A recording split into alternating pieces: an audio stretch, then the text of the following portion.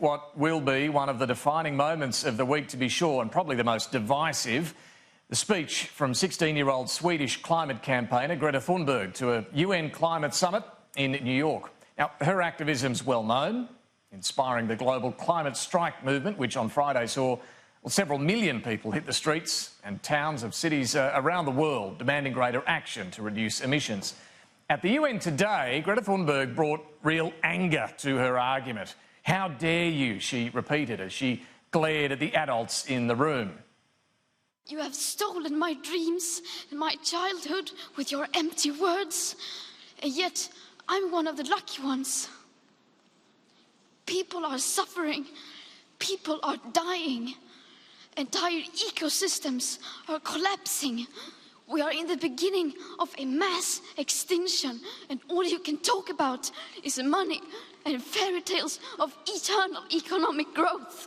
How dare you?"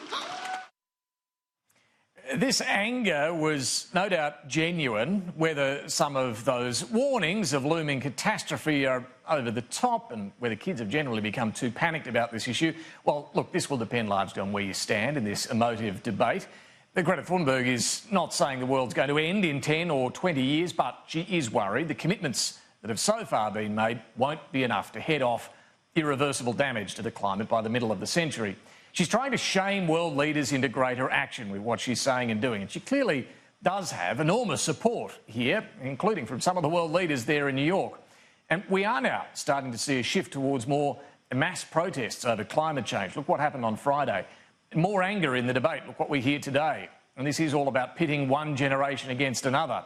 Who knows where this is going to lead, but it does feel like we're at a bit of a potential turning point in the debate right now, which is why some voices of calm are probably worth listening to. Frank Yotso, for example, he's one of Australia's leading climate scientists. He agrees the world is not doing enough right now, but he says there's no need to panic. You know, it's not like the future is likely to turn out some sort of Mad Max scenario in the next few decades, right? So we will see changes, we will see climatic change. Most of these we will be able to adapt. Some of these we will unfortunately not be able to adapt. That's mostly with regard to natural systems, Great Barrier Reef, etc., etc. But it's not going to be, you know, a bleak world into which you don't want to bring any children. Right. So that's certainly something that I tell every person, especially younger people. So it's okay to still have kids. Don't go that far. As for this climate summit at the UN, it's fascinating to see who turned up and who didn't. British Prime Minister Boris Johnson, German Chancellor Angela Merkel, New Zealand Prime Minister Jacinda Ardern, Indian Prime Minister Narendra Modi, all there or will be there and all making some sort of new commitment. That was the price of an entry ticket to this. There was even a surprise brief appearance from US President Donald Trump. He dropped in for only about 14 minutes to listen on the floor to some of the speeches from Narendra Modi in particular. He's, of course, the main target of many of the climate activists over his decision to withdraw the US from the Paris Agreement. He briefly told reporters while he was there at the UN that he supports a cleaner environment. I'm a big believer in clean air and clean water, and all countries should get together and do that, and they should do it for themselves. Very, very important. Just not under the Paris Agreement, presumably. There was also a moment there at the UN when Donald Trump and Greta Thunberg briefly crossed paths, well, nearly anyway, and there was quite a death stare from the teenage campaigner caught on the cameras as well. Some hours later, the president tweeted sarcastically, "She seems like a very happy young girl, looking forward to a bright and wonderful future. So nice to see." Well, as for Scott Morrison, he is in New York where this UN climate summit is happening, but he's decided not to even pop in. He's notably avoiding this altogether. So why is that? At the forum this morning in New York will be represented by the Minister for Foreign Affairs. There was not a speaking role for Australia at that today, and Australia will be well represented there. I'll be there this afternoon as we engage on some issues around counter-terrorism and the internet. Terrorism and the internet are certainly important issues, but the decision not to attend this climate summit, even when he's there in the same city, does send a pretty, well, interesting, powerful message about how Scott Morrison, compared to those other world leaders, views this issue. Prime Minister says Australia is doing enough already on climate, even though emissions here continue to rise. He says the commitments made under the Paris Agreement to reduce our emissions by 26 to 28% by 2030 will be met. Well, we're making our commitments to 2030. That's what we're doing, and we're going to meet them. See, we keep meeting the targets. We keep setting them, and we keep meeting. About the longer term. Not at this point.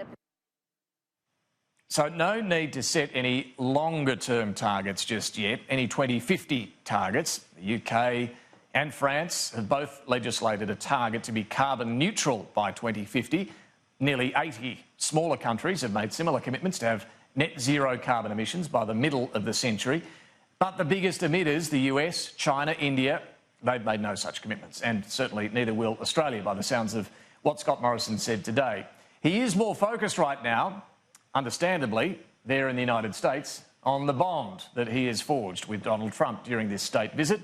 There's no doubt that he and Donald Trump get on well. We've seen that over the last few days, and that's a good thing for the alliance. The Prime Minister denies he overstepped the mark at this event yesterday, standing alongside President Trump at what looked very much like a campaign rally. Oh, well, look, it's not the job of prime ministers of foreign countries to involve themselves in the domestic politics. But as you can see, we do share a lot of the same views. So did he engage in domestic politics, showing support for the re-election of Donald Trump?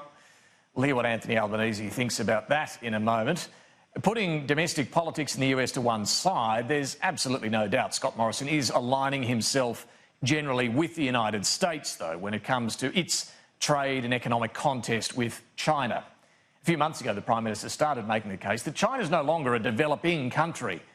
He's gone a bit further now during a speech in Chicago. When it comes to trade rules and when it comes to climate deals, China, he says, should now be treated as a developed country. Obviously, as nations progress and develop, then the obligations and how the rules apply to them also shift. I mean, we have not seen the emergence of a nation economically like China since the United States, frankly, and at a pace which has even outstripped that. So that obviously is going to impact on how the global institutions and rules work.